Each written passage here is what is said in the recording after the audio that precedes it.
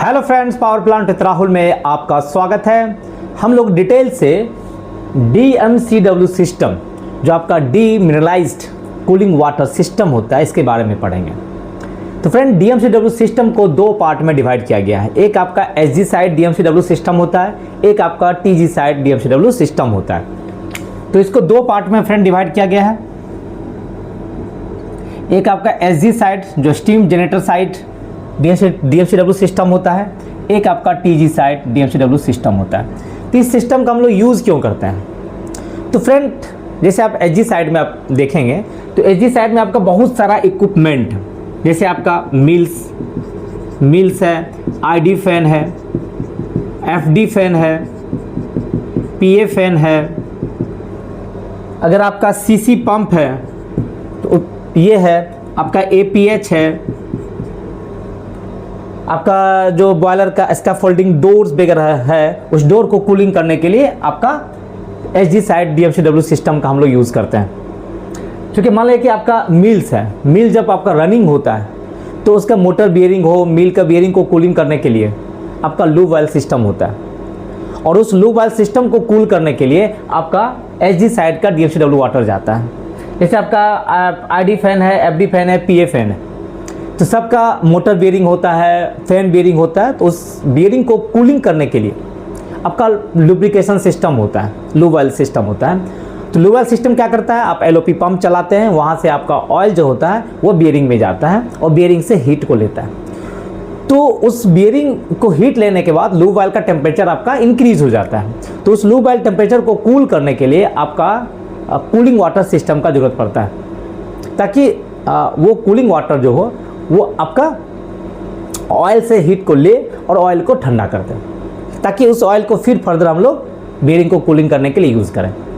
तो इसीलिए हम लोग DMCW सिस्टम का यूज़ करते हैं। जैसे आपका TG साइड में भी आपका बहुत सारा इक्विपमेंट्स है। जैसे आपका हाइड्रोजन कूलर है, आपका एक्साइटर कूलर है। मैं डिटेल से इसका वीडियो बनाऊंगा।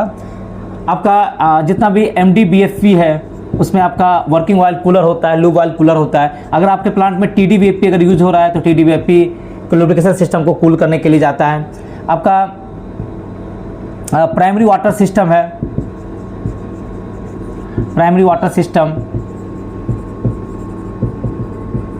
सील ऑयल सिस्टम,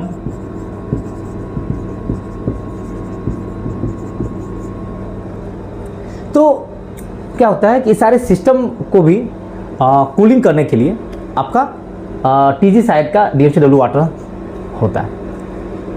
तो ये इस वीडियो में हम लोग डिटेल से SG side DMCW system and TG side का DMCW सिस्टम के बारे में पढ़ेंगे। तो हो सकता है ये आपका 2 से 3 पार्ट में वीडियो बने, जिसमें मैं आपको डिटेल से आपका SG साइड का बारे में मैं अलग से पढ़ेंगे, फिर TG साइड का पढ़ेंगे, फिर आपका सारे पंप का जो लाइन डायग्राम कहाँ पे आपका कूलिंग करने के लिए जाता है, इसका PNID के बारे में हम लोग पढ़ेंगे, पंप का इंटरलॉक प्रोटेक्शन के बारे में पढ़ेंगे। और जब आपका फर्स्ट टाइम जब आप चार्जिंग करते हैं, चाहे वो आपका TG-ECW पंप को चार्जिंग करते हैं या SG साइड सिस्टम को आप चार्ज करते हैं, तो आपको चार्जिंग का प्रोसीजर बताऊँगा। जैसे मान लो आपका यूनिट ओवरहॉलिंग से लौटा है और आपको फर्स्ट टाइम इस सिस्टम को चार्ज करना है, तो आपको क्या स्टेप्स लेना चाहिए, क्या इसका प्रोसीजर है, मैं आपका डिटेल से इसका भी वीडियो बनाऊंगा। तो आपका 2 या 3 या 4 पार्ट में ये वीडियो बनेगा। तो डिटेल से आप ईच पार्ट को देखेंगे, आपको एक क्लियर इन्फॉर्मेशन आ जाएगा कि DMCW सिस्टम का क्या यूज है, कहाँ ये कूलिंग करने के लिए जाता है, इसमें इंटरलॉक प्रोटेक्शंस क्या है आपका, और इसको चार्जिंग करने का क्या प्रोसीजर है। ठीक है, तो बड़ा ये इंपॉर्टेंट टॉपिक रहेगा, और खास करके ऑपरेशनल इंजीनियर के लिए तो वेरी इंपॉर्टेंट टॉपिक है ये। तो ध्यानपूर्वक सारे पार्ट्स को आप देखिएगा। और जो भी फ्रेंड्स मेंबरशिप नहीं लिए हैं तो मेंबरशिप लें। मेंबरशिप लेने से आपको मेरा व्हाट्सएप नंबर मिल जाएगा, और पावर प्लांट से रिलेटेड कुछ भी अगर डाउट है तो आप मुझे मैसेज कीजिए, मैं आपका उसमें रिप्लाई दूंगा। तो आइए DMCW सिस्टम के पार्ट्स को हम लोग स्टार्ट करते हैं।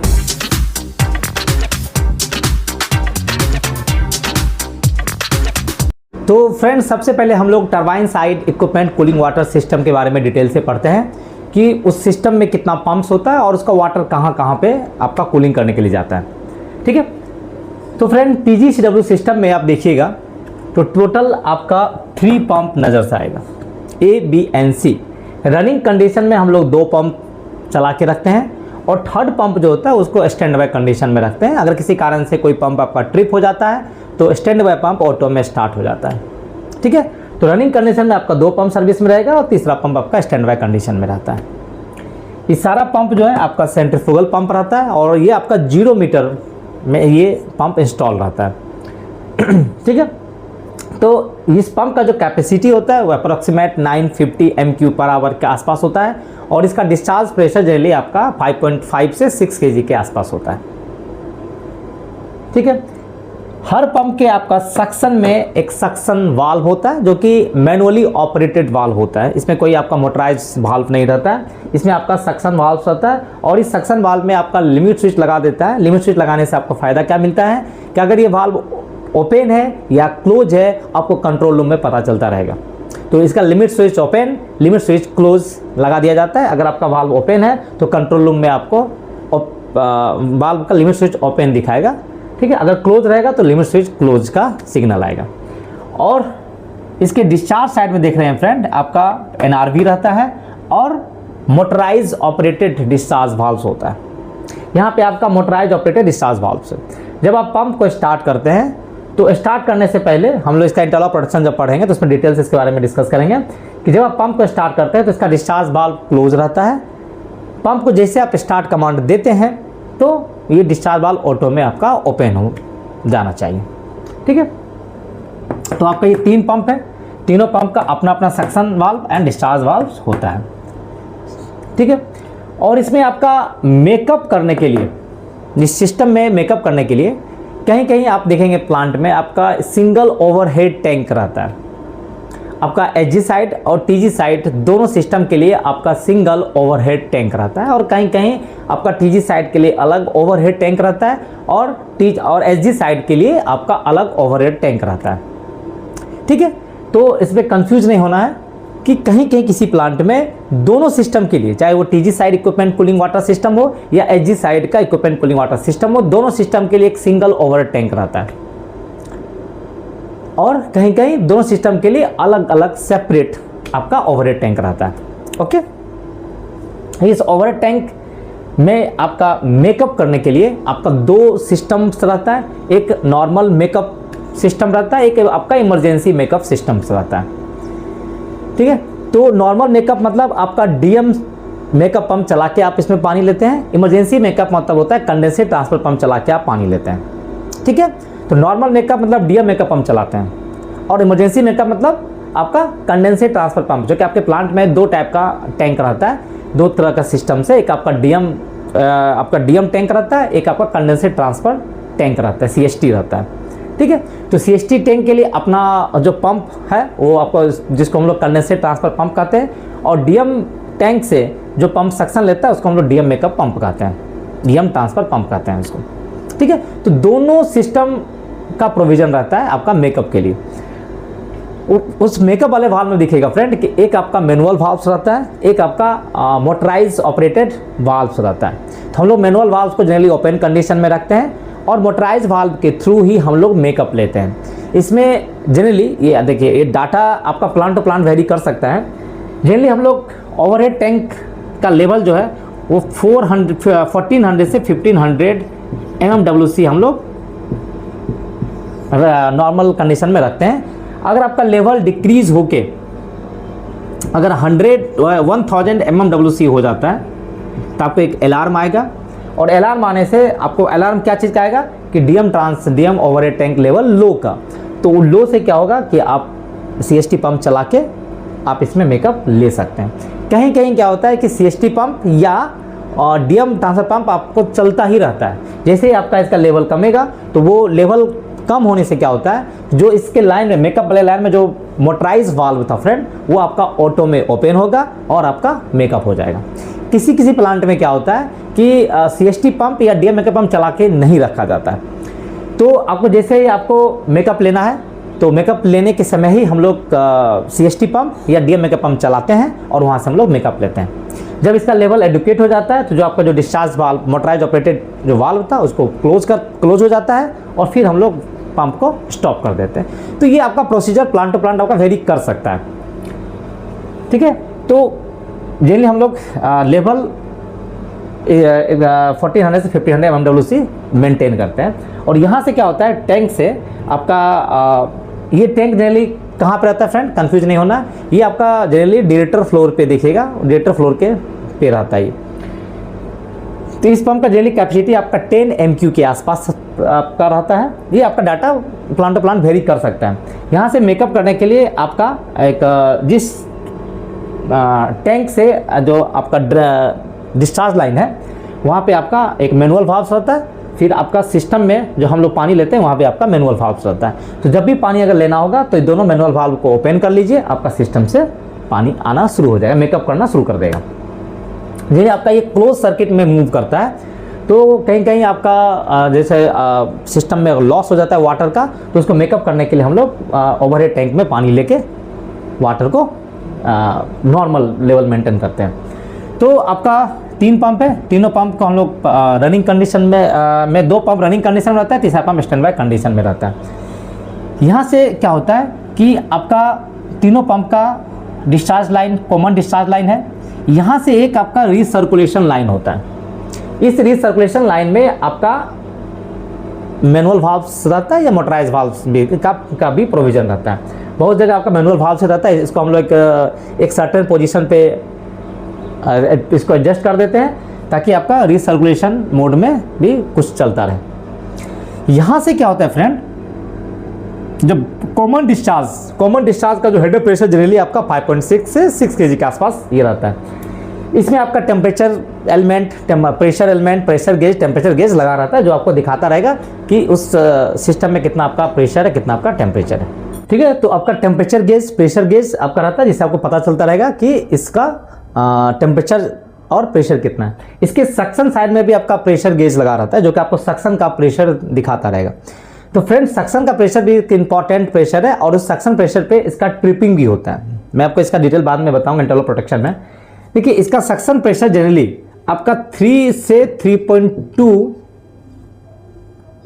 kg पर सेंटीमीटर स्क्वायर के आसपास रहता है इसका प्रेशर।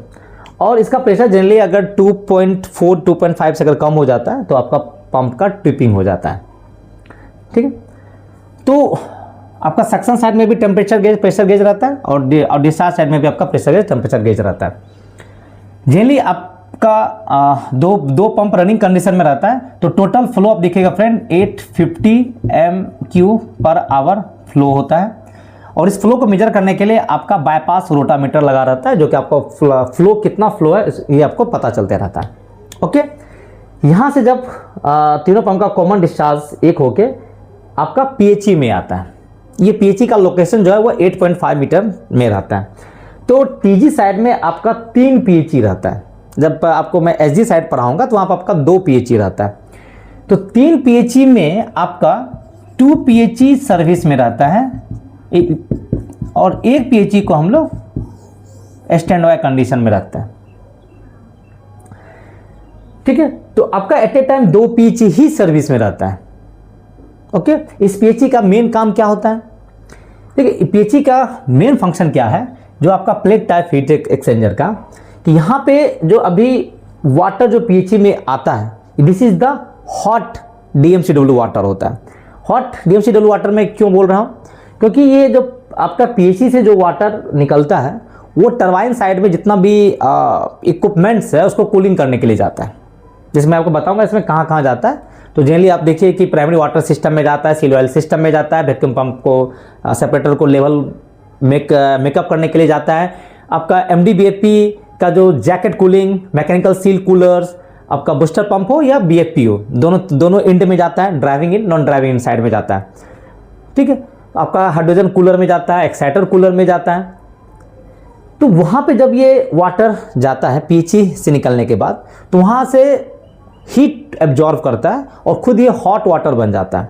और ये हॉट वाटर रिटर्न लाइन आपका तीनों पंप के सक्शन में आता है और यहाँ से सक्शन के बाद PHE के इनलेट में आता है।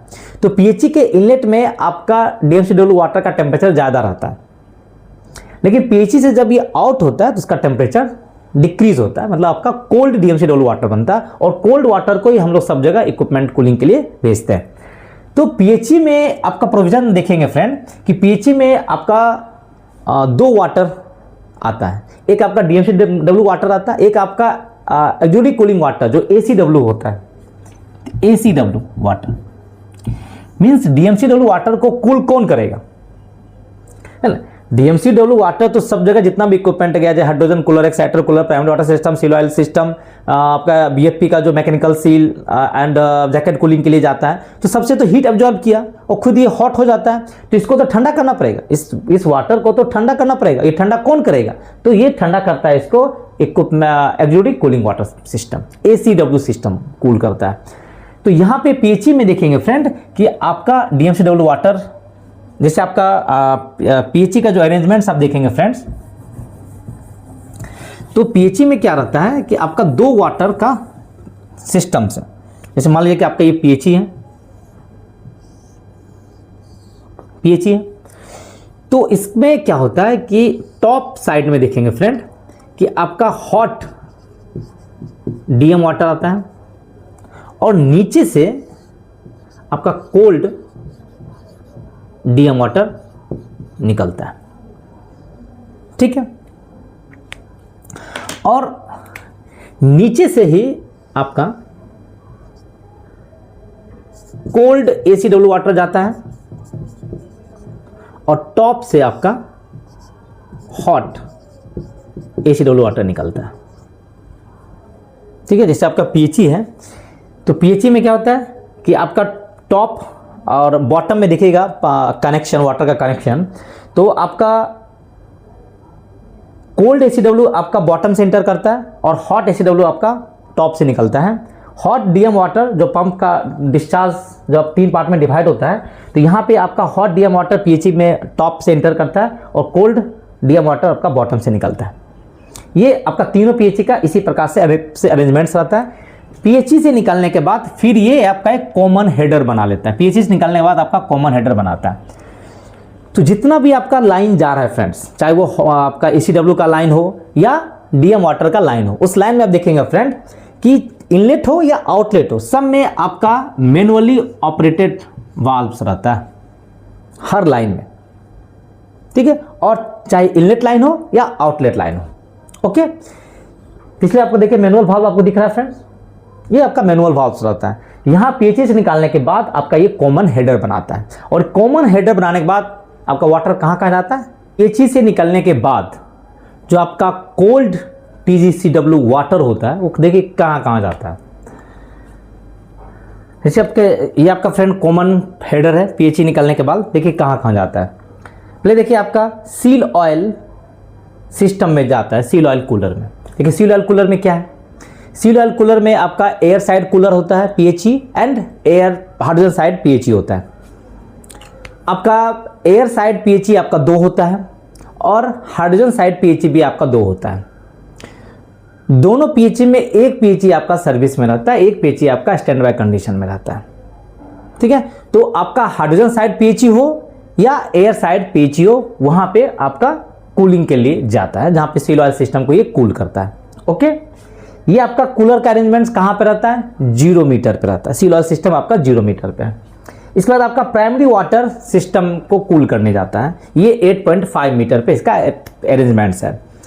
प्राइमरी वाटर सिस्टम में भी आपका 2 PHE होता है, जिसमें से एक PHE आपका सर्विस में रहता है, सेकंड PHE आपका वर्किंग आपका स्टैंड बाय कंडीशन में रहता है, ठीक है।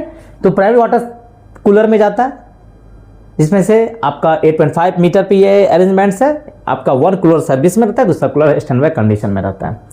आपका एक्साइटर कूलर, एक्साइटर कूलर आपका कहाँ है, एक्साइटर सिस्टम के पास है, 17 मीटर पे है ये, जहाँ आपका जनरेटर एक्साइटर सिस्टम है, एक्साइटर के अंदर आपका रहता है। ये आपका एयर कूल्ड एक्साइटर होता है।